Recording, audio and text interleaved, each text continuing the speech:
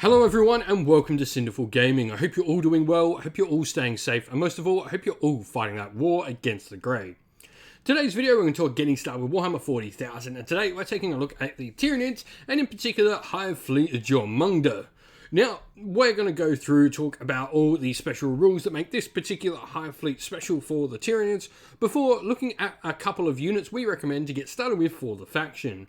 We'll then take a look at some other units we recommend you can expand with over those initial couple of purchases to finally finish off and give you a sample army list of 750 points for you to use as some inspiration for creating your own Hive Fleet Jormungandr army for the Tyranids in Warhammer 40,000.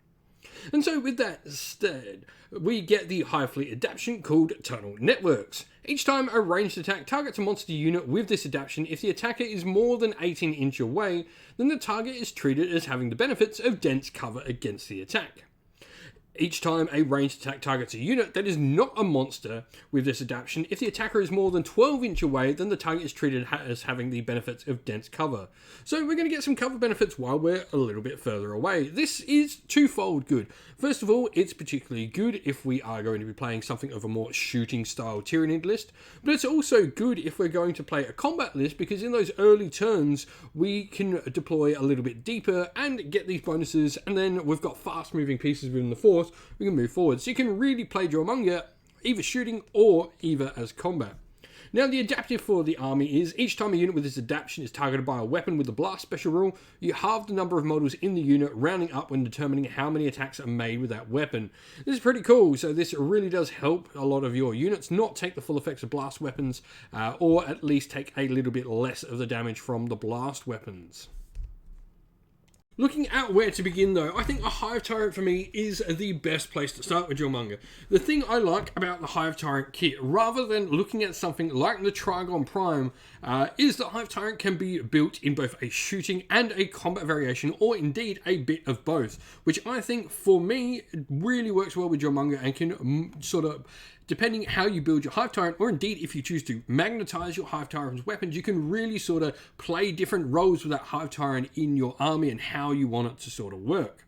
Now the Hive Tyrant himself is a pretty solid piece. Weapon skill, ballistic skill 2+, strength 7, toughness 8, and 12 wounds is all really nice. Like I said, he has a couple of different heavy weapon options in the Heavy Venom Cannon for a 36-inch range, heavy 3, strength 9, -3 AP, damage 4 weapon, or the Stranglethorn Cannon with the same range but heavy D3 plus 3 shots, strength 8, -2 AP, damage 2 blast. Now, we then have, going alongside this model, I particularly like Tyranid Warriors.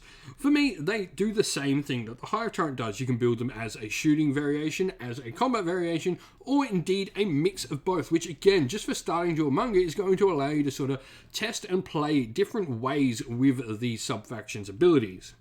Now you've got a variety of different shooting weapons. You can take a regular Venom Cannon, which is Assault D3, Strength 8, -3 AP, damage 2 blast, or you can choose to take the Barbed Strangler, which is Assault D6, Strength 6, -1 AP, damage 1 blast.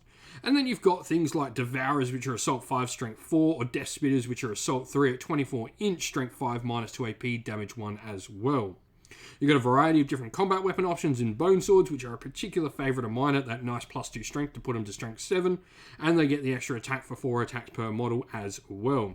You can choose to take Adrenal Glands and Toxin Sacs, and indeed Flesh Hooks as well, which are really cool, as when the bearer's unit makes a normal move, advances or falls back, they count any vertical distance it moves against the total that it can move this turn. It doesn't count that. Looking at where to go next turn, I think a two-pronged attack really works well.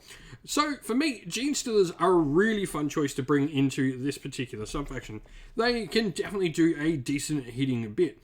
They've got a 3+ to hit, and they've got strength and toughness 4 with 4 attacks each. -3 AP, damage 1, and strength of the user is really nice. I particularly like when we look at things like Acid Maw, where they can gain the keyword from that. They can also get the Flesh Hooks keyword as well. Extended Carapace is nice. We'll drop their movement an inch, but give them a 4-up armor save. They take Toxin and Sack, so unmodified hit rolls of a 6 auto wound if they want to. Now, they've got a variety of different things they can also do. They've got the Vanguard Predator deployment, where they can deploy 9 inches away from enemy units and the enemy deployment zone. They can then use the Insidious Infestation, when they can set up an infestation node within an inch of the unit. This will allow other things to come on from the board behind them. The Broodlord, of course, is a great piece to bring along with them. He can do the same sort of deployment shenanigans they can do with his Vanguard Predator rule, but he also can give them, and any other core unit for the Tyranids as well, the ability on their modified wound roll of a 6 to improve their armor penetration by 1. Really good at popping open heavy armored units.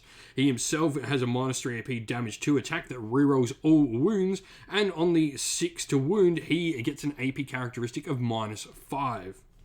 Now, keeping in theme with everything we've gone for in here, I think a Lictor definitely keeps in theme for me. Now, they've got the chameleonic skin rule where they're -1s a hit. While this model is receiving the benefits of cover, they cannot be selected as a target with a ranged attack that is more than 12 inch away. So, 12 inch, not only they're going to be receiving the benefits of cover at all times, so you just can't target them. Really cool in this particular subfaction. And they've got an invulnerable save of 5+. Now, they've got the Hidden Hunter, where during deployment you can set this model up instead of hiding, and they can set up hull within 6 inch of any battlefield edge or any terrain features more than 9 inch away from enemy units. So, pretty cool. And you can reroll charge rolls on the turn they do this. Now, lastly, this is definitely a little bit of a narrative pick, and that is the Raveners. Raveners are pretty similar to Tyranid Warriors. They've got a couple of other things where they're -1 to hit in melee, thanks to the Serpentine bodies below, and they've got the Death from Below ability as well, where they can be set up more than 9 inch away from enemy units starting off the table. And the Vicious Devourers as well, where each time a model in this unit makes a melee attack, if that model is not equipped with any ranged weapons, you can reroll hit rolls of 1. And so here we have our sample armor list, 750 points on the nose and 1 CP. We're not having to spend any CP on our patrol detachment because we've got our Warlord inside the detachment, though we are getting a Relic and a Warlord trait. Now, our Warlord is going to be the Hive Tyrant. He's got his monstrous siphoning talons, he's got the powers Catalyst and the Horror. Catalyst allows you to put a 5-up Feel No Pain save on some of your friendly units, or a 6-up on any Titanic units, and the Horror will be a nice little debuff you can use to subtract from leadership and cause your morale checks to be worse for your opponent. We put the Stranglethorn Cannon on him, and he's got the Warlord trait Insidious Threat. This is the Jormungandr specific Warlord trait. In your command phase, you can select one friendly Jormungandr unit within synaptic link range of your Warlord, and enemies will not gain the benefits of cover against attacks from that unit.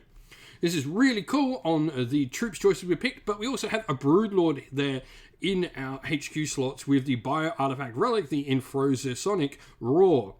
Now, at the end of the movement phase, you select an enemy unit within 12 inch of the bearer and roll 3d6. If the result is equal to or higher than the enemy unit's leadership, till the start of your next turn, that unit cannot perform actions. Really cool to do on your opponent's backfield unit. We've got Paroxysm as a psychic power as well on that model to stop Overwatch against him and his Genestealer buddies. Now, troops-wise, we have 2 units of Tyranid Warriors. Both of them have the Flesh Hooks upgrade, and then they are both equipped the same. 3 Tyranid Warriors in each. One of them is carrying a Venom Cannon, and the other 2 with Death Spitters, and all of them with dual Bone Swords. We then, for our elites, have 10 Genestealers with Acid Maw, Flesh Hooks, and Extended Carapaces, and then a Lictor to round out the force for us. 36 power level here, and 750 points on the nose with 1 CP left over to start the game with. If you've got any ideas on how to do a Jormungandr army, maybe a more combat focused one, indeed, let us know down in the comments below. Well, that's the end of the video. Thank you all for watching. We hope you enjoyed. If you did, please don't forget to leave a like and subscribe to the channel, and also drop us a comment down below letting us know what you enjoyed about the video. If you'd like to go and chat more with me and other members of our community here at Cinderful Gaming, you can do so on our Discord server, which is linked down in the video's description.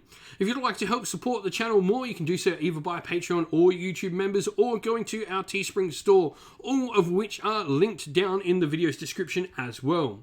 As a special thank you to our patrons and YouTube members, we'd like to give you all a shout out. So, a special Patreon shout out to Christian Weir, Soren, Kenny Lyle, Aaron Shot First, Andrew Bowen, Nathan Fee, The Rising Ape, Q Dynamic, Anthony B, JJ Austrian, Average Wargamer, Domir, Mark Harvey, James Cater, Derek, Bloobs, Benjamin Suarez, and Red Martin. And as thank you to our YouTube members as well, Green Roots Gaming, Kenton Young, Ronya, Lock Lorick, The Johnny 84, David Ellsworth, Wolfric Nick, Broken Chef, Ariana Edwards, Revenar, Pink, Nico Fire, Robin Mankiller, Monty's Tabletop Terrain, John Castle, and Davis Wire.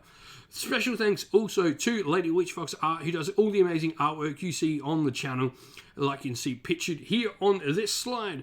Thank you once again for watching, everyone. Stay safe, stay well, and most of all, keep fighting that war against the Grey. Ciao for now.